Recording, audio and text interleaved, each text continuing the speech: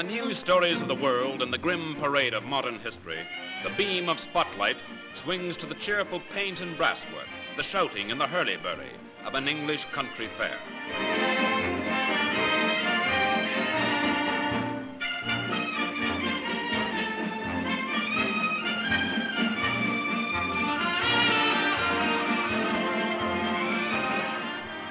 The traditional fairground coconut was one of the first casualties of the Second World War and was slow in reappearing before the canvas screens of the traveling fairs. Now, however, the rattle of the coconut shies is once again heard above the wheezy bellowings of that true heart of every fair, the steam organ.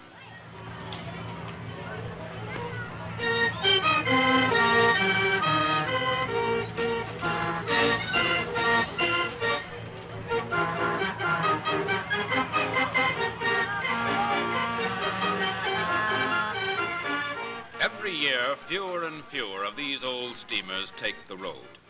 Aging mechanism and the cost of maintenance are forcing the showmen to fill their gaudy cases with gramophones that blare out jazz instead of the old favorites of a forgotten age.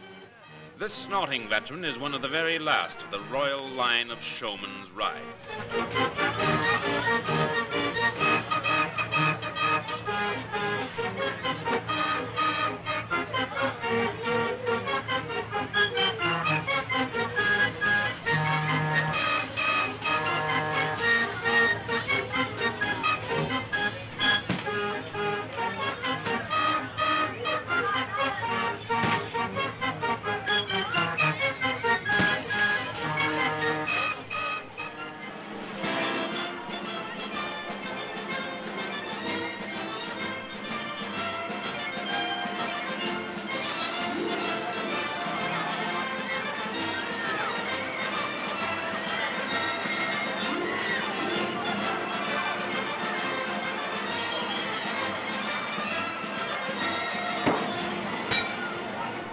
As darkness falls, the fairground comes into its own, and a weird and wonderful assortment of trucks and traction engines start to feed electricity to the winking lights with a magnificent disregard for austerity and all its works.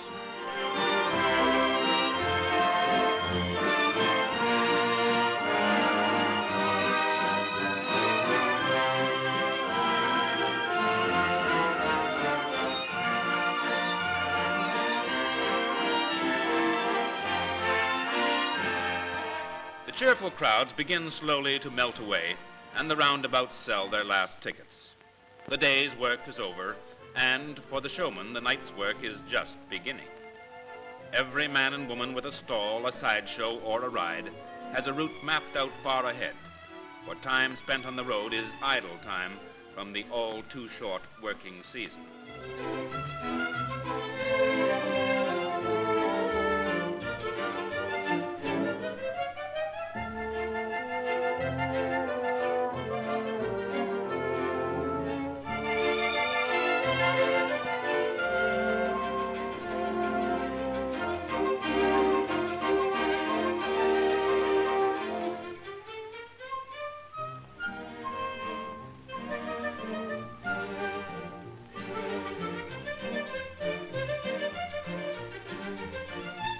The speed with which the huge and apparently immovable machines and tents are pulled down is almost incredible. And the secret of this transformation scene is a combination of great skill and very hard work, mostly work. The showmen have only a few months in which the costly apparatus of their trade can earn its keep, and at the season's height, the watchword of the fairground is sleep can wait.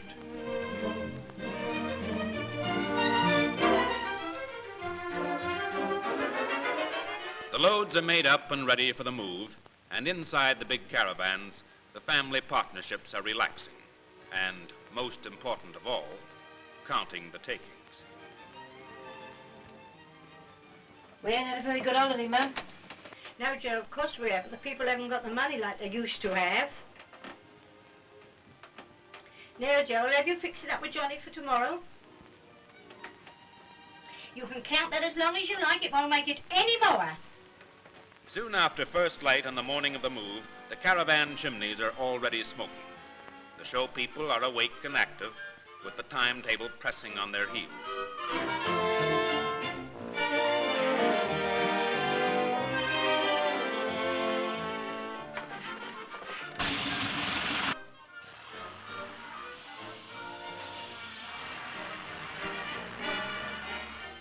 often as not, the English weather sees to it that the heavy trailers are well bogged down in the churned-up fairground.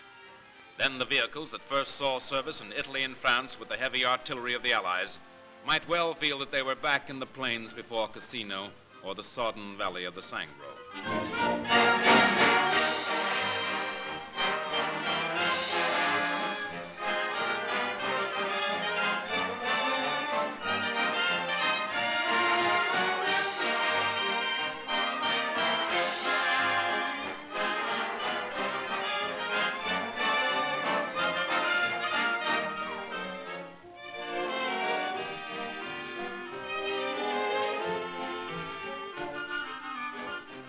The loading and the struggle with the mud are over once again for a time, and now the convoys rendezvous for the main move.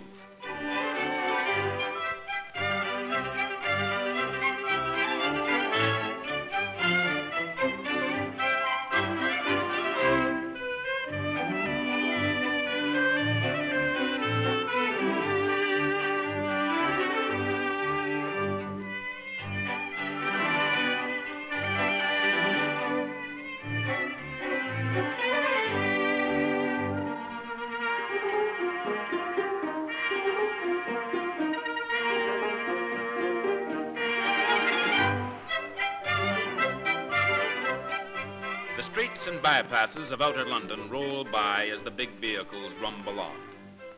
Today, the move is not a long one, and the leading drivers head southwest towards the great autumn fair at Mitcham, where the graceful horses of the mayor's carriage contrast with the showman's diesels, and the pomp and ceremony of mayoral dignity unbends a little for the opening of Mitcham's biggest annual event.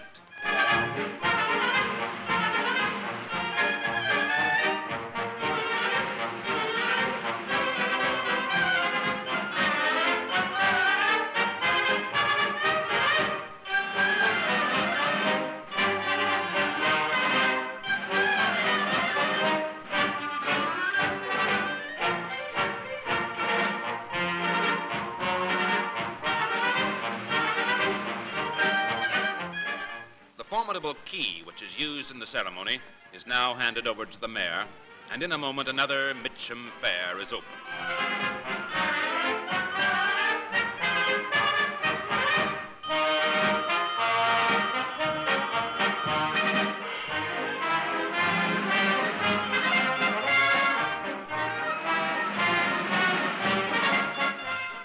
The fair on Mitcham Common is one of the oldest of the English fairs. And although much of the original business of the gathering is now forgotten, it is still the custom for his worship to give his citizens a lead in both business and pleasure.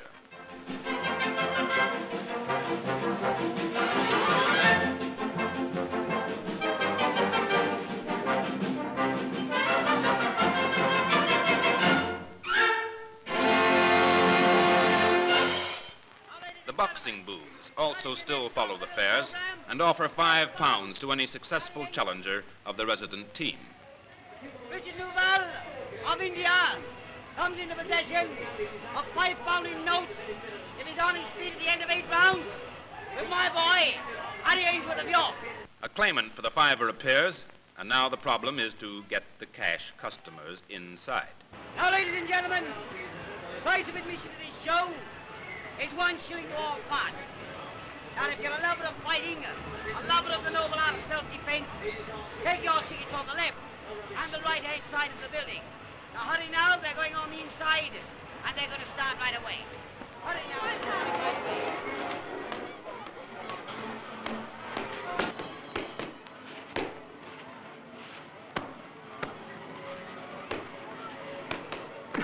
Sometimes the standard of boxing in these booths is higher than might be expected. For many ambitious youngsters who can't afford professional sparring partners or elaborate training, follow the boxing booths with the double purpose of getting free practice and sometimes a well-earned fiver.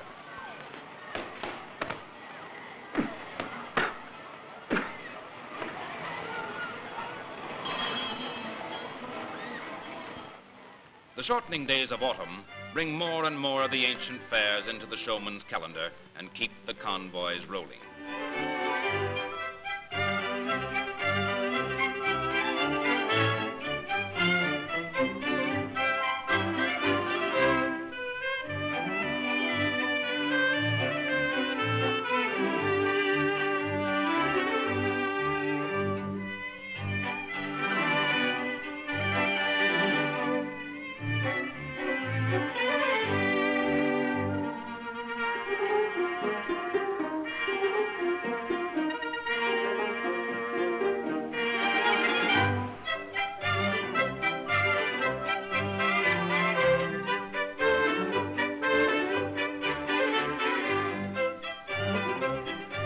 this time the road lies northward, and the next date is for the most handsome of all the fairs, the Stratford Mop. The Mop Fair at Stratford-on-Avon started as a hiring fair, a kind of medieval labor exchange, where maids and laborers offered themselves for hire by new employers after the harvest was in. But now the piece of Shakespeare's Stratford is broken as never before on Mop Day.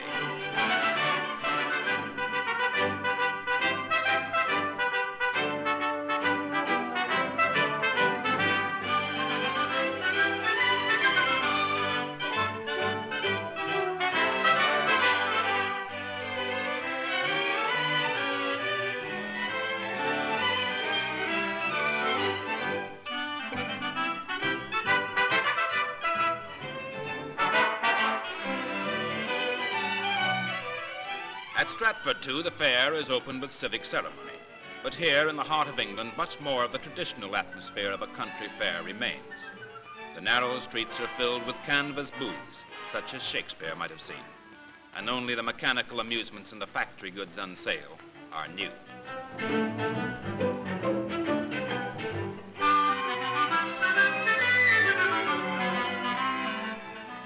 Not even the hubbub in the streets lets us forget for long that this is Shakespeare's town, and the massive bulk of the Memorial Theatre reminds the showmen to beware in Stratford of taking to themselves the title of the greatest show on earth.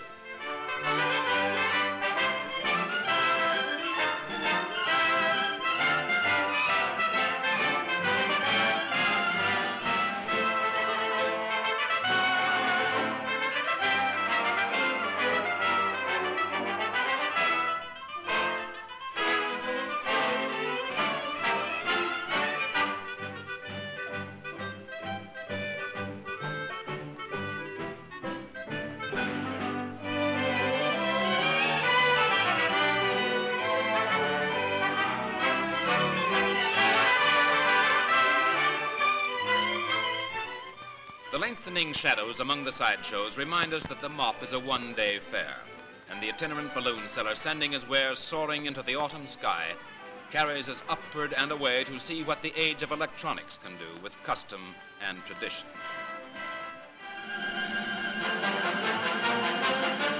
Blackpool Pleasure Beach is, of course, no true fair, but it is of the same family as Mitcham and Stratford. And every year the cotton towns of Lancashire and the woolen towns of Yorkshire unload thousands upon thousands of families to whom Blackpool is everything that their well-loved but unsmiling native towns are not.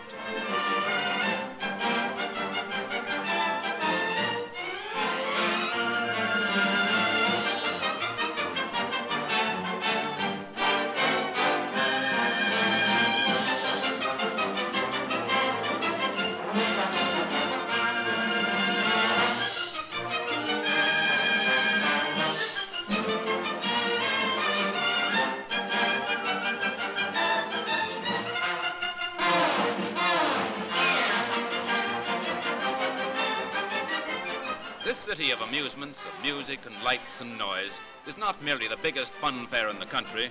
It is a monument to the ingenuity of man and his curious fancy to be bumped, banged, swung about, dropped and inverted, all by way of pure pleasure and at his own expense.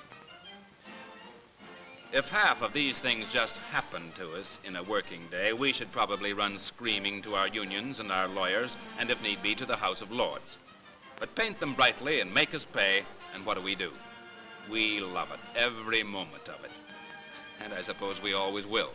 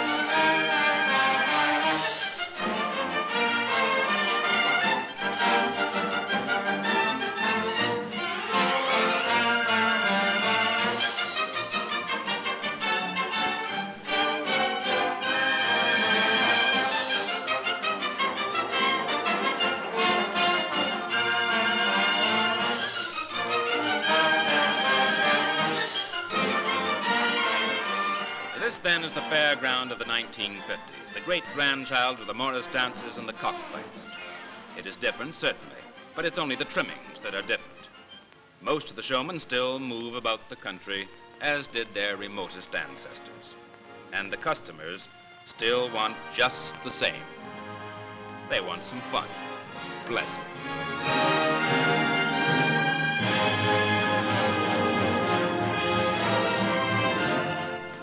And this is Spotlight signing off on another Story of Today.